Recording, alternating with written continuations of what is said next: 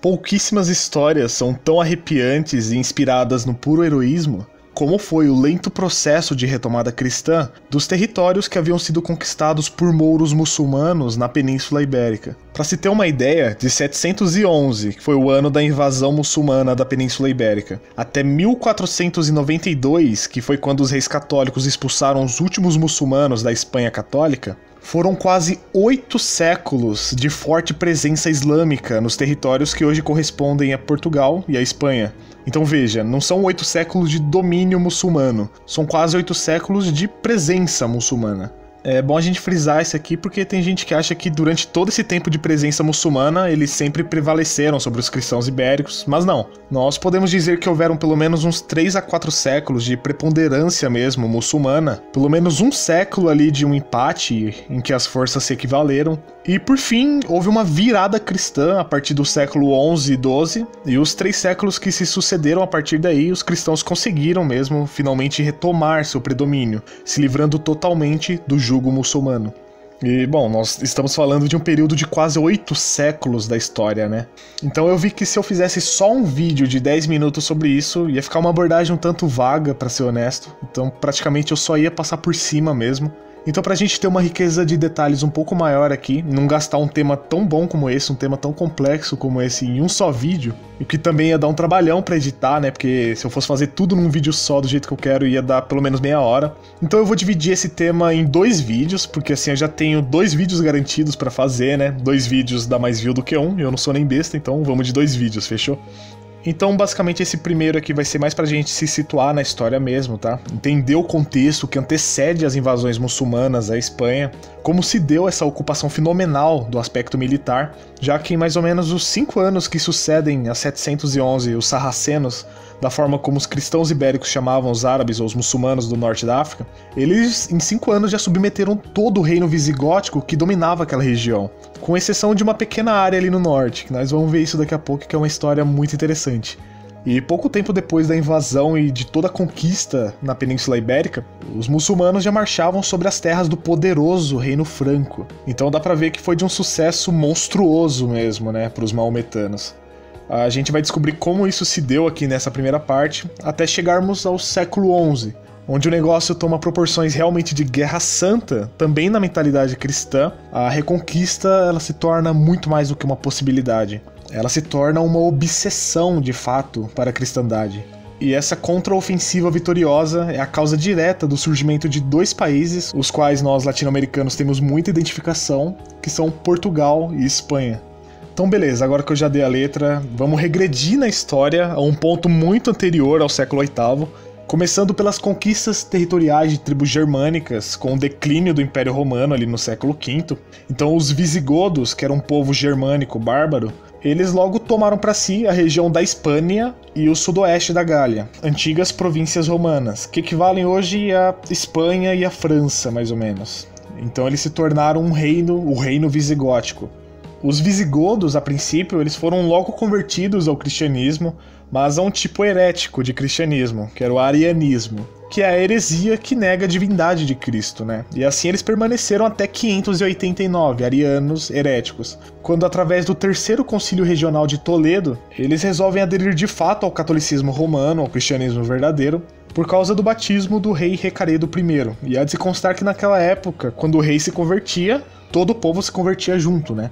Então, bem resumidamente, essa é a história do reino visigótico e como eles tomaram a parte da Espanha ali.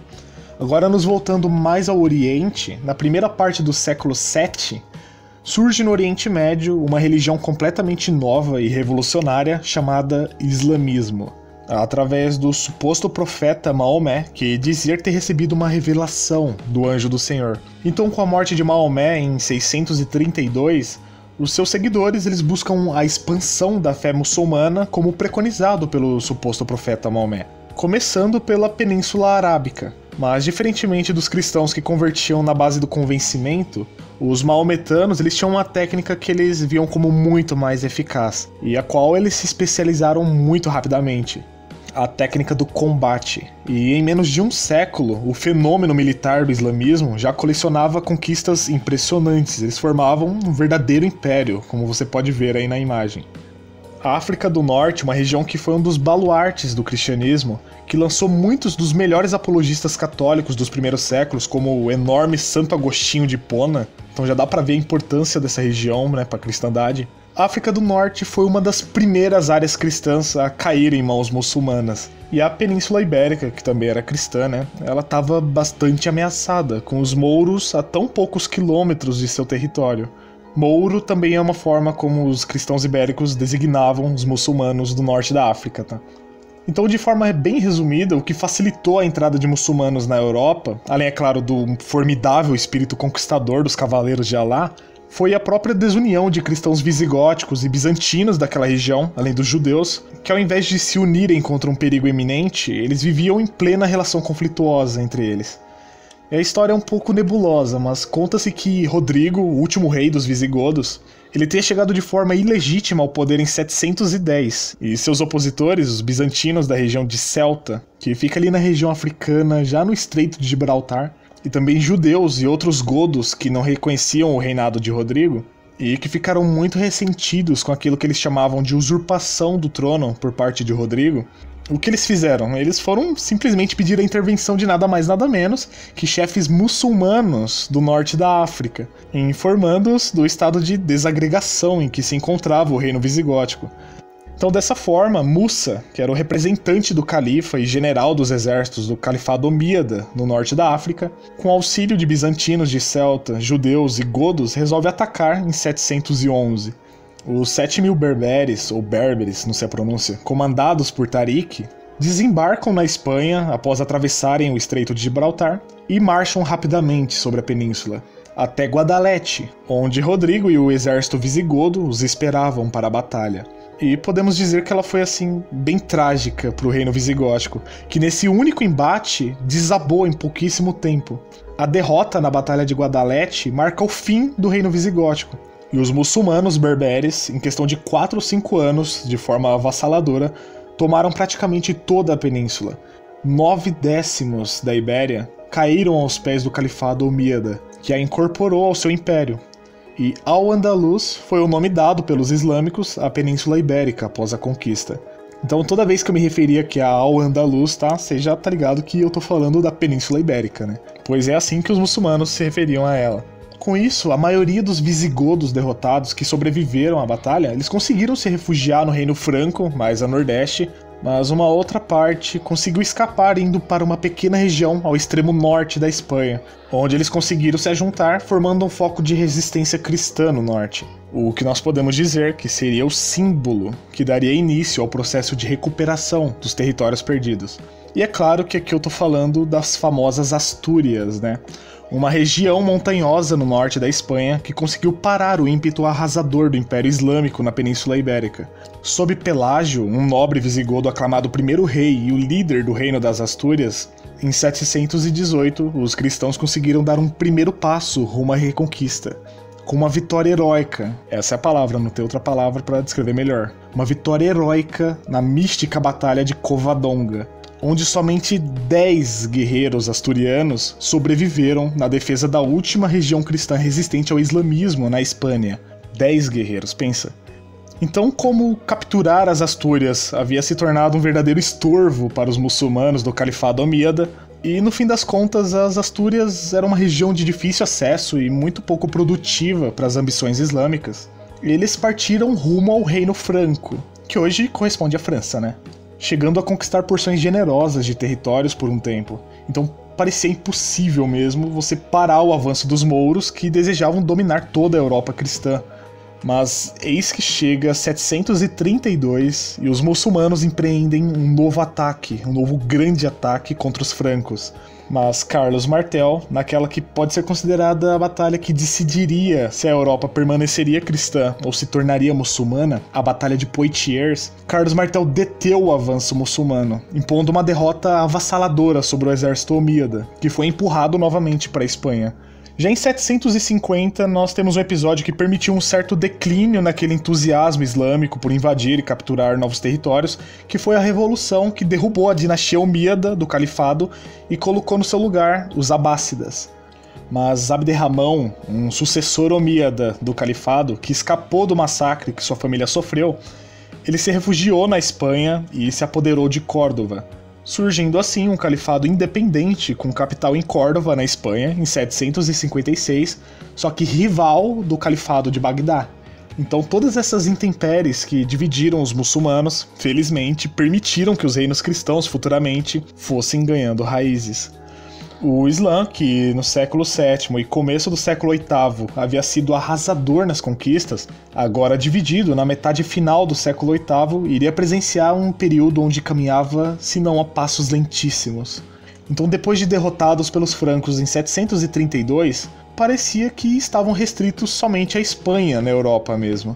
Se por um lado até 1050 mais da metade da Península Ibérica ainda pertencia aos muçulmanos, por outro lado, com a imposição da Marca da Espanha por Carlos Magno em 785, que delimitava a fronteira entre francos e muçulmanos a partir dos Pirineus e algumas fortificações, o avanço muçulmano sobre outras áreas europeias foi, acima de tudo, suprimido. Isso fez com que aos poucos os pequenos reinos cristãos que iam se formando ali, como o de Galiza, Leão, Castela e Navarra, e os condados de Aragão e Barcelona, por exemplo, que sucederam o reino das Astúrias após o seu fim no século IX, ainda no século IX e X, eles fossem conseguindo ali recuperar lentamente para a cristandade aquilo que originariamente era cristão.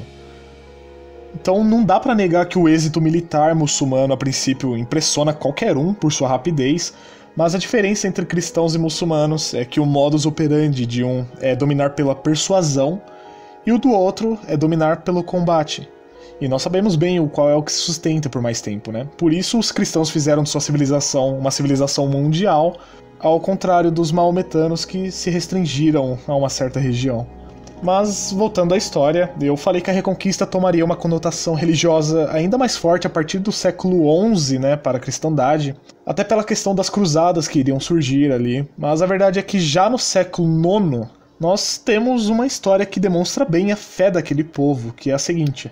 Segundo relatos, São Tiago Maior, que foi um dos 12 apóstolos de Jesus, ele teria aparecido miraculosamente em vários combates da Batalha de Clavígio, em 844, conduzindo os cristãos à vitória. E a partir daí, na tradição popular ibérica da época, São Tiago foi apelidado de Santiago Matamouros, ou seja, bem sugestivo, né? A ponto de, nas batalhas da Reconquista, ele ser invocado pelos cavaleiros cristãos que, enquanto lutavam, bradavam: São Tiago, nós reconquistaremos a Espanha. Mas eu digo que a Reconquista ela vira de fato uma guerra santa aos católicos somente no século XI, pois em 1063 o Papa Alexandre II concede indulgência geral aos cavaleiros franceses que fossem ajudar seus irmãos espanhóis na Reconquista. Ou seja, a partir do século XI, a Igreja patrocinou e institucionalizou a Guerra Santa. E ao apelo da Igreja, muitos voluntários europeus vão combater o Mouro na Península. Nas últimas décadas, antes do ano 1000, a Península Ibérica já estava há 350 anos sob domínio islâmico, e é inevitável que alguns aspectos da cultura muçulmana acabassem por ser absorvidos, né, por católicos espanhóis. Um bom exemplo disso, só para se ter uma ideia mesmo, são algumas palavras em português ou em espanhol que têm origem no árabe, como, sei lá, alface, almirante, algodão. Só que a fé católica dos moçárabes, da forma como os dominadores islâmicos chamavam os cristãos da região, a fé se mantinha viva. Então vamos lá, em meados do século XI, assim estava a Espanha. Em vermelho, os reinos cristãos, em verde, o califado de Córdoba. A Reconquista tomava corpo, mas a contra-ofensiva cristã era um tanto fragmentada, já que não havia união política sob um mesmo reino cristão na Península Ibérica. Nós tínhamos o reino de Navarra, o de Castela, o de Leão e Galiza, os condados francos de Barcelona e Aragão. Aragão depois ia se tornar um reino, né? Aliás, entre esses próprios reinos católicos havia certa desunião. Então a Reconquista até o século XI era de forma bem descoordenada. E essa desunião só não influenciou tão negativamente a Reconquista cristã da Península Ibérica porque a desunião do Islã havia de se tornar ainda pior. Em 929, a dinastia Omíada, que estava restrita somente à Península Ibérica após o golpe de 750, volta efetivamente a ser um califado quando Abderramão III consegue suprimir todo tipo de revoltas em Al-Andalus, unifica o Emirado e ainda por cima consegue imprimir várias ofensivas sobre a África do Norte a partir do Estreito de Gibraltar. Assim, o califado Omíada, com capital em Córdoba, atinge seu auge territorial.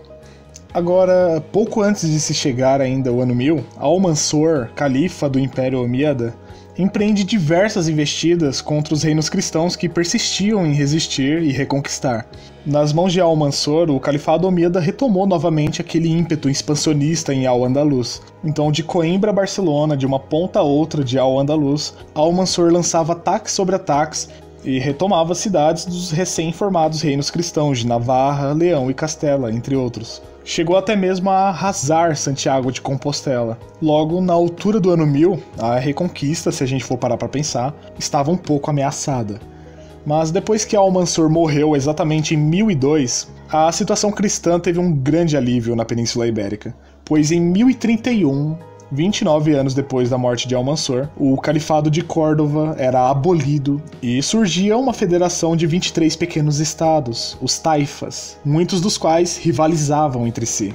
Daí então acontece que o Islã se fragmenta na Espanha e os cristãos agora têm caminho aberto para tentar virar o jogo de vez. Claro, se quisessem.